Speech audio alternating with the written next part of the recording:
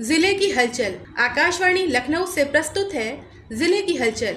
आज सुनिए रायबरेली और उन्नाव जिलों की हलचल। पहले सुनते हैं रायबरेली जिले की हलचल। आलेख और स्वर है पंकज सिंह का।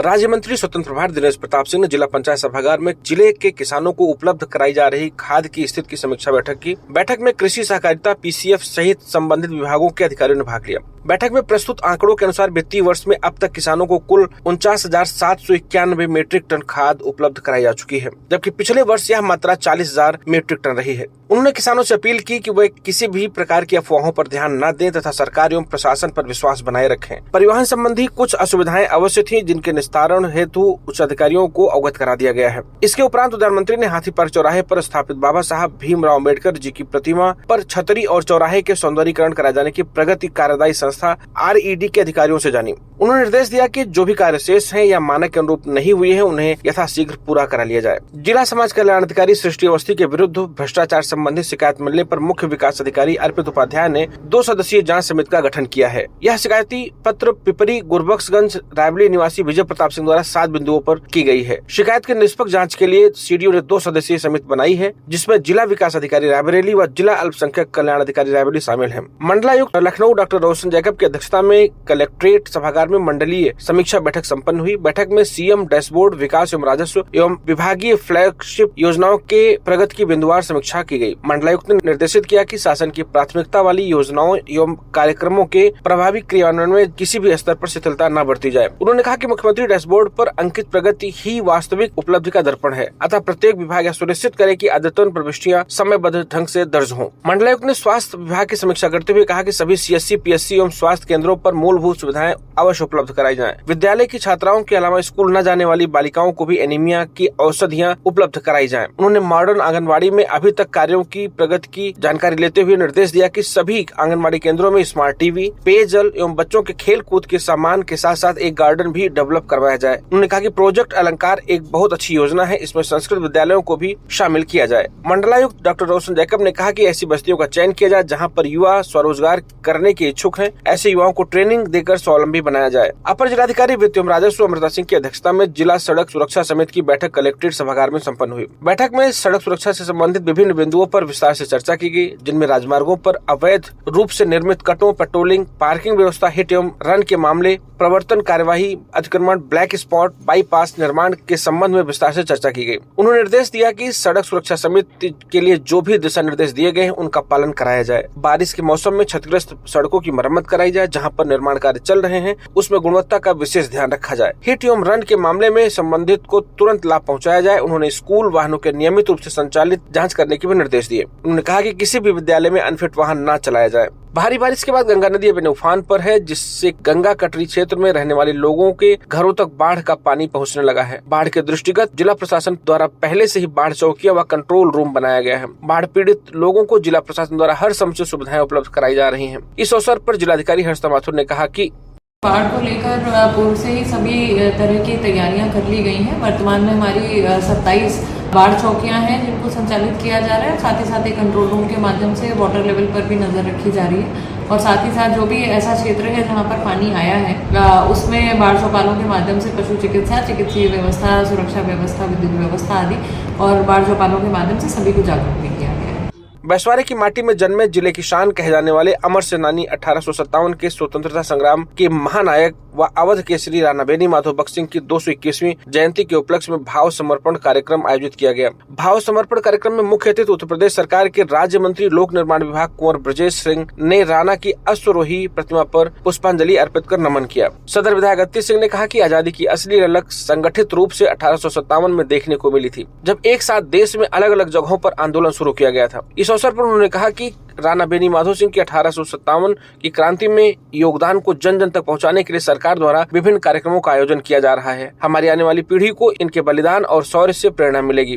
रायबरेली जिले की हलचल के बाद आइए सुनते हैं उन्नाव जिले की हलचल। आलेख और स्वर है विकास शुक्ला का। जनपद उन्नाव में 19वां स्वतंत्रता दिवस सभी सरकारी व गैर सरकारी कार्यालयों, विद्यालयों में हर्षोल्लास के साथ मनाया गया। वहीं जनपद के निराला प्रेक्षागृह में मुख्य अतिथि राज्य मंत्री अल्पसंख्यक कल्याण विभाग दानिश अंसारी ने ध्वजारोहण किया।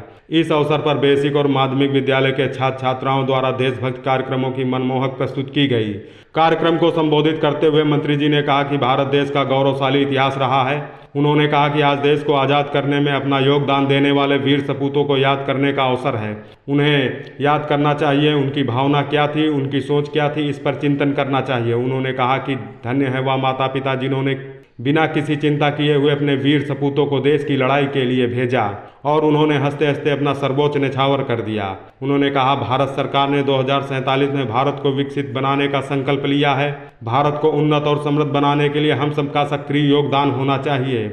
इस अवसर पर बेसिक शिक्षा, उद्योग, खेल व अन्य विभागों के उत्कृष्ट कार्य करने वाले लाभार्थियों को प्रशस्ति पत्र देकर सम्मानित किया गया तथा कार्यक्रम के अंत में निराला प्रेक्षागृह परिसर में विभिन्न विभागों द्वारा लगाई गई सरकार की जन कल्याणकारी योजनाओं की प्रदर्शनी का अवलोकन किया गया। जिले में मुख्यमंत्री योगी आदित्यनाथ द्वारा विकासखंड नवाबगंज में देश की पहली AI augmented multidisciplinary Chandigarh university के नए सत्र का शुभारंभ बटन दबाकर किया गया। इस अवसर पर उन्होंने चंडीगढ़ यूनिवर्सिटी परिसर के प्रशासनिक भवन और गैलरी का अवलोकन कर AI की नवीन तकनीकी उपकरणों के संचालन की प्रक्रिया को जाना, साथ ही यूनिवर्सिटी के डिजिटल मॉडल का भी अवलोकन कर जानकारी ली तथा यूनिवर्सिटी के परिसर में एक पेड़ मां के नाम वृक्षरोपित कर हरित पर्यावरण का संदेश दिया।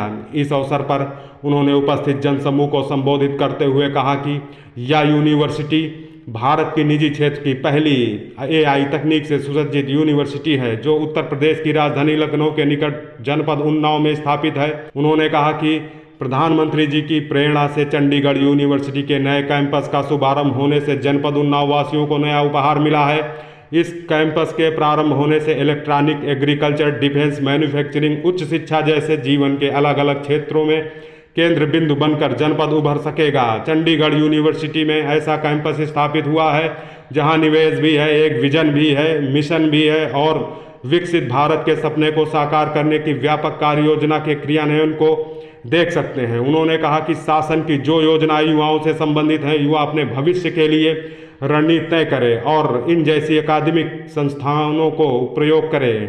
उन्होंने कहा कि उत्तर प्रदेश सरकार द्वारा युवाओं को डिजिटल रूप से सक्षम बनाने के लिए टैबलेट, स्मार्टफोन वितरित किए गए हैं। उन्होंने कहा कि 60 लाख युवाओं को ये सुविधा उपलब्ध भी करवाई है। 2 करोड़ का हमने लक्ष्य रखा है। मुझे प्रसन्नता है कि युवाओं में इसके प्रति आकर्षण बढ़ा है। युवा उस दिशा में तेजी के साथ आगे बढ़ा है। उत्तर प्रदेश का वह युवा जो प्रतिभा और ऊर्जा से भरपूर है, आज इन सुविधाओं का लाभ ले रहा है। इसके लिए 60 लाख युवाओं को सुविधा दी गई है। उत्तर प्रदेश का युवा प्रतिभा और ऊर्जा से पूर्ण है। युवाओं के भविष्य के लिए 2,500 करोड़ का निवेश चंडीगढ़ यूनिवर्सिटी स्थापित करने में किया गया है।